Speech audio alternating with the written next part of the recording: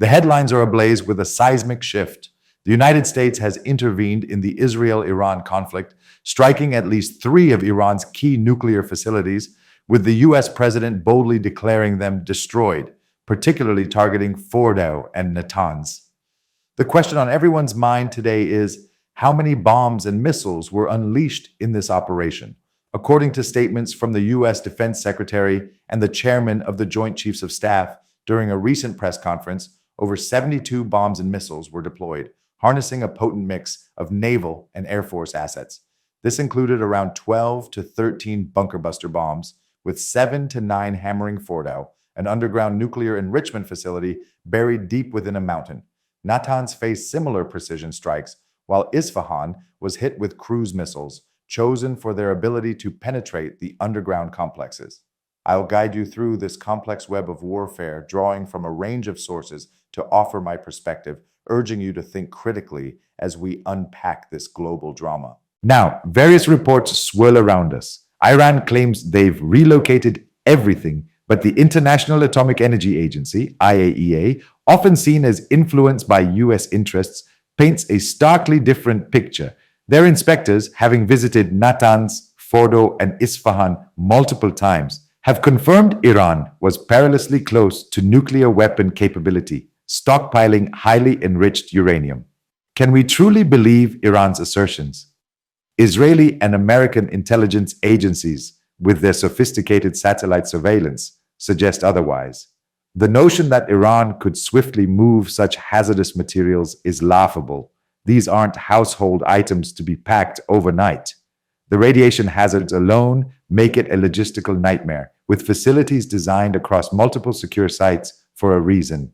This discrepancy highlights a critical need to question official narratives and dig deeper into the evidence, especially as media outlets echo Iran's claims without scrutiny. Another critical point emerges. The US Defense Secretary revealed that around 6 B-2 Spirit bombers spearheaded this operation, supported by submarines launching cruise missiles at Isfahan and Natanz. This was a meticulously calculated strike, blending air and naval power in a display of military coordination. Many experts are weighing in, but I urge you not to swallow any analysis whole.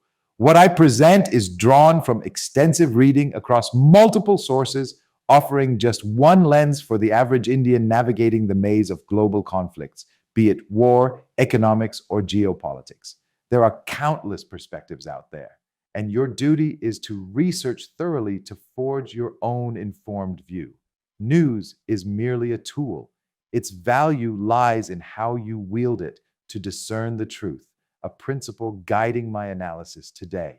Let's return to the heart of the matter. The US unleashed a massive bombing campaign, inflicting significant damage, a fact reluctantly acknowledged by Iran and corroborated by international atomic energy experts. The bombs were colossal, some reaching 13,000 kilo, akin to the mother of all bombs, with satellite imagery revealing the extent of the devastation at these sites. There's no need to linger on the destruction. It's done. Yet a shadow looms. Iran could potentially rebuild its nuclear program in 5 to 10 years, a possibility we can't ignore given their past resilience. The real question is how effectively Israel can prevent this resurgence, a debate that will shape future geopolitical strategies. This uncertainty fuels ongoing discussions, with analysts suggesting Iran's underground networks might still harbor resources, though current evidence leans toward severe setbacks. Some opinions suggest the US stepped in at the 11th hour to tip the scales in Israel's favor by obliterating Iran's nuclear facilities, sparking a deeper question: whose contribution was greater, America's or Israel's? This is the crux I aim to explore. In my view, while the US played a supporting role, Israel's contribution was far more substantial, likely accounting for over 80% of the success. Why? Israel's professionalism shone through, gaining air superiority over Iran within 2 days of the conflict's start. Only then did US-Israel coordination intensify. A recent report echoing a New York Times piece quoted General Michael Kurilla of US Central Command, noting that American satellite intelligence and spy networks provided critical targeting data. Think of it as clearing a path for a truck before it loads. Yet it was Israel's precision execution that turned this data into decisive strikes. a feat honed over years of regional expertise. Compare this to America's operations. When the US targeted Houthi positions, they lost 10 to 20 drones, a costly misstep often glossed over. Israel, however, struck targets in Yemen from 1,500 kilometers away without losses and penetrated 1,500 to 2,000 kilometers into Iran, crippling air defenses and reducing a once mighty nation to vulnerability. Israel lost just one drone, a testament to their surgical precision. So, who deserves the credit? My analysis leans heavily toward Israel, a view increasingly reflected in American and international media coverage, which highlights Israel's dominance. This efficiency stems from their battle-hardened tactics, developed through decades of conflict with neighboring threats, giving them an edge even over US forces in this theater. Now, let's address Iran's so-called resistance. What resistance? A nation with no functioning air defense can't mount an offensive. Firing a few missiles that occasionally hit civilian areas doesn't qualify as warfare. Global war rankings focus on military infrastructure, not civilian tolls. Had Iran struck Israeli bases or aircraft, it might have shifted the narrative, but with the sheer tonnage of bombs dropped, over 72 across the campaign, Iran was paralyzed. Just days ago, Israel showcased a tornado formation of 40 jets soaring over Tehran, a bold statement of dominance. The message was clear: Iran has surrendered, unable to fight back. This display, captured on social media and analyzed by military experts, underscored Israel's control of the skies, leaving Iran's military in disarray. Here's a vital detail. Before bombing nuclear facilities, Israel and the US issued warnings for Iran to evacuate personnel, targeting highly sensitive sites guarded by 4,000 to 5,000 IRGC security forces.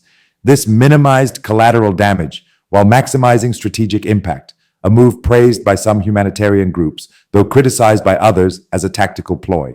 If the US could fly 18,000 kilometers to strike and return safely, the precision reflects Israel's guidance, reinforcing my point. Israel's military prowess outshines even the US in this conflict. This war proves Iran's incapacity for retaliation. Without defense, offense is a fantasy.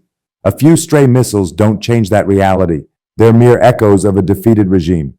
In destroying Iran's nuclear ambitions, Israel deserves 100% of the credit. I wouldn't concede even 10% to the US. Israel single-handedly brought Iran to its knees, dismantling a powerful nation's defenses with unmatched skill. This war, unfolding as of now, sets the stage for future debates on global military power, with India watching closely as energy prices fluctuate and regional stability hangs in the balance. The Middle East's power dynamics are shifting, and Israel's triumph could redefine alliances, a topic we'll explore as this story evolves. Stay tuned for more insights into this transformative moment.